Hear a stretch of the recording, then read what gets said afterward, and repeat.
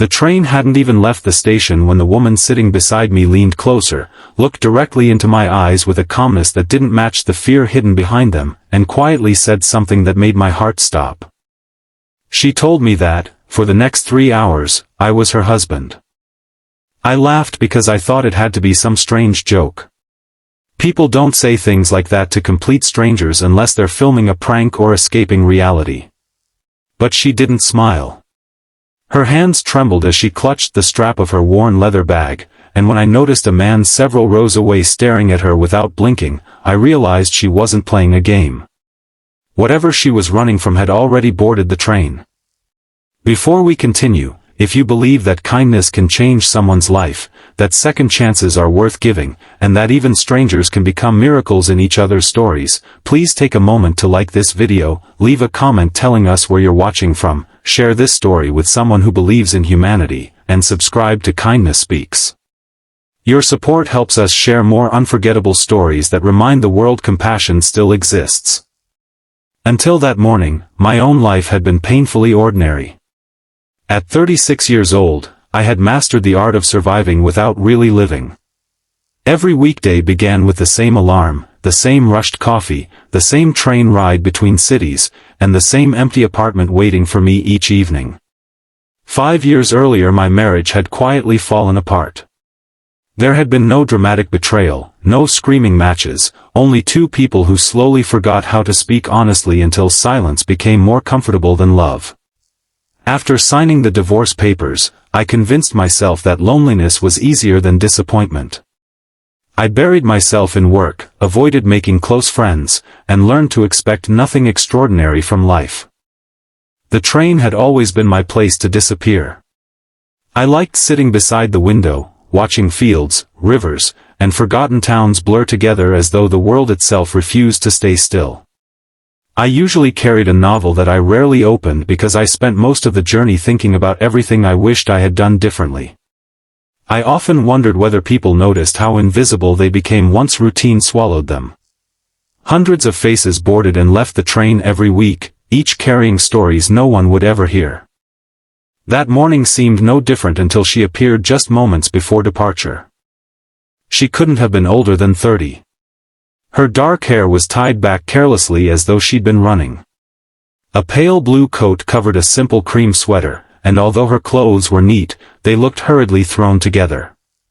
She carried only a single leather bag that appeared older than she was. The first thing I noticed wasn't her beauty, though she certainly possessed a quiet elegance. It was her eyes. They looked like someone who hadn't slept in days. There was fear in them, but beneath the fear was determination, the kind born only after someone has already survived more than they should have. She asked politely whether the seat beside me was free. I nodded without much thought. She thanked me, sat down, and spent several minutes staring out the window without moving. Her breathing slowly settled, yet every time the train doors opened to allow another passenger aboard, her shoulders stiffened. Then she spoke those impossible words. She didn't ask me to marry her. She didn't flirt. She didn't smile. She simply explained that she needed everyone watching us to believe we already belonged together. My first instinct was to refuse. Common sense screamed that this was dangerous. Every warning I'd ever heard about trusting strangers echoed inside my mind. Yet before I could answer, she quietly whispered that she would explain everything later. All she needed was for me to hold her hand whenever someone looked our way. Against every logical instinct I possessed, I agreed. Perhaps it was because loneliness makes people recognize pain in others. Perhaps it was because my own life had become so empty that helping someone else felt like the first meaningful decision I'd made in years. Or perhaps kindness sometimes begins before understanding. She gently slipped her hand into mine. It wasn't romantic. It wasn't awkward. It felt like someone desperately trying not to drown. A few minutes later the man I'd noticed earlier walked slowly down the aisle. He pretended to search for a seat even though plenty were available. His eyes paused on us. The woman beside me instinctively leaned her head against my shoulder. I could actually feel her heartbeat racing through the sleeve of my jacket. The man frowned. For several painfully long seconds he continued staring before eventually walking into the next carriage. Only after he disappeared did she finally breathe again. Outside, the city faded into wide green fields washed by early morning sunlight. Inside, however, the atmosphere remained heavy. My curiosity battled with caution. Every question imaginable filled my mind, but I sensed she wasn't ready to answer them. Instead, she apologized. She said she knew she had dragged an innocent stranger into something complicated, yet she had looked around the platform and somehow felt that I was the only person she could trust. No one had ever said that to me before. Trust wasn't something I associated with myself. I considered myself dependable at work, polite to neighbors, respectful to cashiers, but never the kind of person whose presence could make another human being feel safe. Her words unsettled me in the best possible way. As the train gathered speed, more passengers settled into conversations, children laughed somewhere behind us, and a vendor pushed a cart through the aisles selling coffee and pastries. Life continued normally for everyone else, but for us each passing minute felt strangely suspended between danger and hope. She finally introduced herself as Emily. It wasn't until much later that I discovered even that wasn't her real name. She explained that someone had been following her since dawn.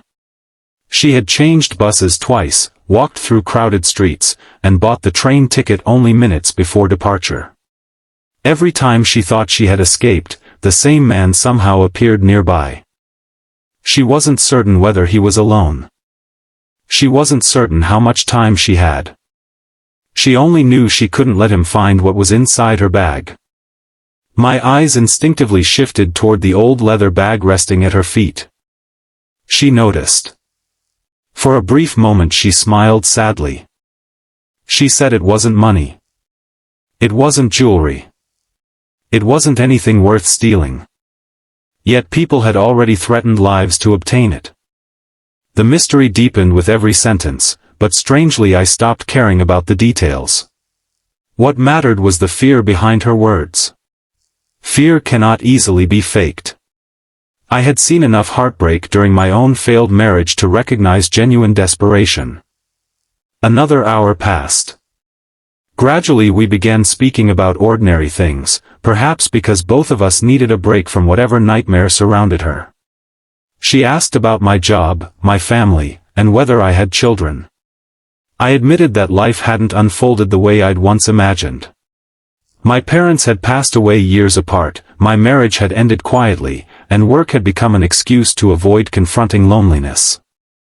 Instead of offering empty sympathy, she simply listened. Sometimes being heard heals wounds that advice never can. She confessed that she once believed happiness followed careful planning. She had mapped out every year of her future, believing hard work guaranteed peaceful endings. Life, however, had taught her that tragedy rarely asks permission before arriving. Those words lingered in my thoughts long after she said them. The train entered a long tunnel, plunging every window into darkness. Reflections replaced scenery. For a few seconds all I could see was my own face beside hers in the glass. We looked exactly like a married couple traveling together. It was strange how convincing appearances could become. When sunlight returned, I noticed the man again. This time he wasn't hiding. He stood between two carriages pretending to read messages on his phone while watching us through the reflection of the glass door. Emily's fingers tightened around mine. Neither of us spoke. The next station was still nearly 40 minutes away. And suddenly those 40 minutes felt impossibly long. The peaceful train ride I had expected that morning had transformed into something else entirely, a journey where every passing mile pulled two strangers deeper into each other's lives, bound together by a lie that somehow already felt more genuine than many truths either of us had ever lived. Little did I know that before this journey ended, would discover why she had chosen me, why the contents of that weathered leather bag could change several lives forever, and why 3 hours pretending to be someone's husband would become the most important 3 hours of my entire life.